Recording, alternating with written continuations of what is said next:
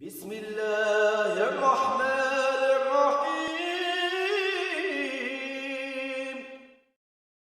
Religion is supposed to unite human beings. It's not supposed to divide us. And if it's divisive, it's not religion from God. It's something else. And I think people should really think deeply about that. Imam Ali radiallahu anhu said an amazing thing. He said, Al-jama'atu ma'al al-kudura khayrun min al-furqa ma'al safwa. That the group with its impurities is better than sectarianism with its purity. That really think deeply about that. You know, that religion is here to unite us. It's not here to divide us. And if it's dividing us, it's not God's religion. It's something else. And so it's a great blessing to be in a place just where you feel comfortable. And you don't have to worry about somebody telling you you're not doing this right. You know, and if somebody did correct you, it would be out of love and not out of this arrogant, pious, self-righteous attitude of superiority. And so this type of religion, we have to fight it, really, because it's killing the soul of the Muslims. And it's all over the place now. You know, these memes, to use Dawkins, I don't really like to use Dawkins' terms, but you know, he came up with the idea of memes that are like viruses, intellectual viruses. And we've got these intellectual viruses that are making our community sick.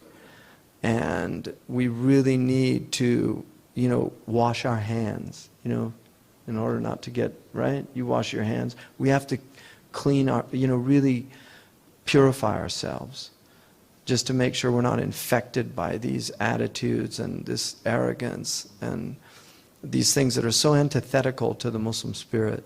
So that's my hope, really, that you know, just the experience that you've had here, that you take that back to your communities. مَا أَنزَلْنَا عَلَيْكَ الْقُرْآنَ لِتَشْقَى. We didn't reveal this Qur'an for you to be miserable. I mean, Allah subhanahu wa ta'ala said that to His Prophet. We did not reveal this Qur'an for you to be miserable. The mukhalafa, the understanding, the reverse understanding is أَنزَلْنَاهُ لِتَسْعَدْ. We revealed this book to make you happy. So if Islam is not making you happy, something's wrong with your Islam.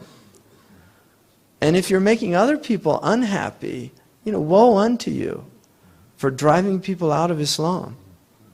You know, and there are people that are driving people away from Islam. And we're in the end game, people. I mean, if you don't see that, I don't know what planet you're living on. We're coming down to end game. Maybe it's 100 years from now. Maybe it's 200. I don't know. Those things are in the knowledge of God. But our Prophet said, بُعِدْتُ وَسَّعَ كَهَاتَيْنِ. I was sent, and the end of time are like these two. And he put his wusta and his sababa together, just like that. بُعِدْتُ أَنَا وَسَّعَتَيْنِ وَسَّعَةُ كَهَاتَيْنِ. I was sent, and the hour is like this. That was 1,400 years ago. And in terms of how long humans have been here, it's not a long time, 1,400 years. It's just a flash. So this is a time for people to have a lot of rahab, you know, just expansiveness in their hearts for people. Baza, baza. I wish I could quote it in Persian, but you know, we're in the city of Maulana Jalaluddin, and he has a beautiful qasida which is in the entrance to his maqam. Come again. Come.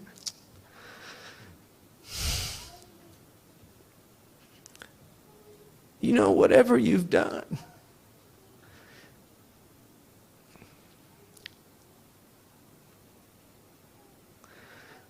this isn't a caravan of despair. You know, sinner, if you've broken your vow 1,000 times, just come back. The door's open. And anybody that closes it is a shaitan. You know, and there's people closing that door on people that need to hear that message. You know, because this world can defile you. But no matter how defiled you are, Allah's door is open. No matter what's happened to you, Allah's door is open. I mean, we have testimony in the hadith to a mass murderer who was given Tawbah. He killed 100 people, and he was given Tawbah. This door is open, and people, we need to open it up and let people come in with all their faults and all their flaws and all their dysfunctionalities and all their problems. Just open the door and let people come in. Hudayfa al-Yamani, he said, the end of time won't come until the Muslims are like a big rock in a river. They don't drink from it, and they don't let other people drink from it. And he said, and the one seeing it is not like the one telling it. So don't be like that rock that doesn't let the river flow and let people drink from it. People need, they're dying of thirst out there. They're dying of spiritual thirst. Really, if we had in America spiritual disability as a possibility to get insurance and not go to work, we wouldn't have anybody working anymore. People are on antidepressants, they're on anxiolytics.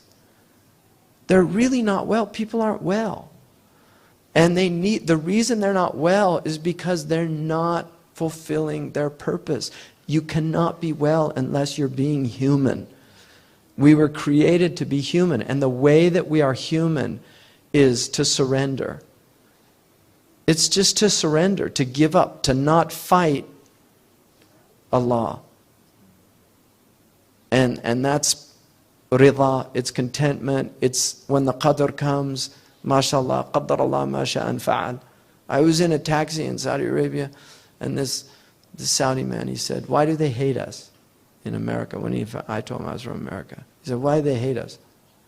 I said, subhanAllah, that's what they ask me all the time about you guys. And he said, I don't hate them. I said, well, partly it's because they think that 14 of the 19 hijackers were from your country when 9/11 happened. And he said, do they know about the qadr? And I said, some people, not many. He said, you need to teach them about the qadr because it stops that hatred from coming when things happen. I mean, that's a simple taxi driver, Bedouin taxi driver in Saudi Arabia. That's a deep theological insight, that people need to see that Allah allows things to happen in the world for a wisdom. Even heinous, evil things that happen. There's a reason why Allah has allowed us, enables us with our free will to do these things. So, anything. And then I also want to I've been thinking a lot, just being here, we've been in such blessings. We're right next door to real calamities, Syria. Really pray for them. This is Ramadan. Pray for our brothers and sisters in Syria. Palestine. This one Syrian man said to me, why isn't anybody doing anything? Look, nobody's doing anything. I said, welcome to the club. The Palestinians have been in that club for a long, long time. The Kashmiris have been in that club. The Shaykhs. There's a lot of people in that club. But at least we can do for them is pray. And just ask Allah subhanahu wa ta'ala to help them. And help the people that are helping them. Because it's a beautiful country, Syria. I know people that, I've never been there, but, and now it's just people living really in the most trying situation. So make dua for the people of Syria in this Ramadan. Really ask Allah when you break your fast at Sahur. People of Egypt, Egyptians, they're just a really, I was in Egypt and I marveled at what good nature people were in despite the incredible horrific conditions of Cairo. When I was in Cairo, they just had a sense of humor, and they're really, what's happening now, it's just tragic, really tragic. And these are our brothers and sisters, first and foremost in humanity.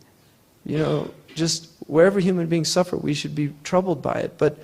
But as brothers and sisters in Islam, this is the double bond that we have, the Adamic bond that makes us human, that makes us want to eliminate oppression and suffering for others, but then that bond that binds us as Muslims is a powerful bond. So this is our ummah, and so make dua. This Ramadan, support meaningful education with your donation to Zaytuna College.